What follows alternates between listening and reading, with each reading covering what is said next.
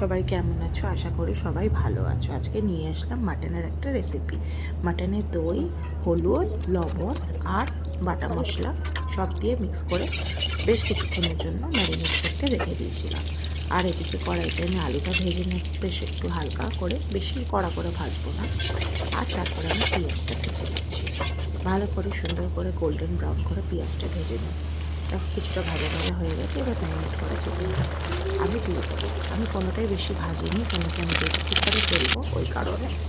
এবার দিয়ে দিলাম একটু জিরে, লাল লঙ্কা আর গোটা রসুন, যেটা খুবই পছন্দ, আর টমেটো দিয়ে দিয়েছি আর একটু মশলার পর।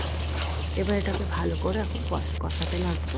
প্রচুর টাইম লাগবে এখন, এটা আস্তে আস্তে এরকম রসুনগুলো এরকম গোটা থাকবে, এমন করে কষাতে তারপর ভেঙে না যায়। তো কিছুক্ষণ এখন এরকম কষবে।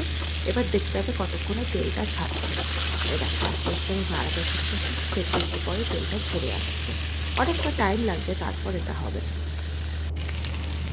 এবার দেখো অনেকটা এরকম দেখেছো কতটা তেল ছেড়েছে, তার মানে কি রান্নাটা অনেকটা হয়ে এসেছে। এবার আমি আলুগুলো মিক্স করে দিলাম আর একটু ভালো করে নাড়িয়ে চাড়িয়ে নিয়ে তারপরে আমি কুকারে দিয়ে দিলাম।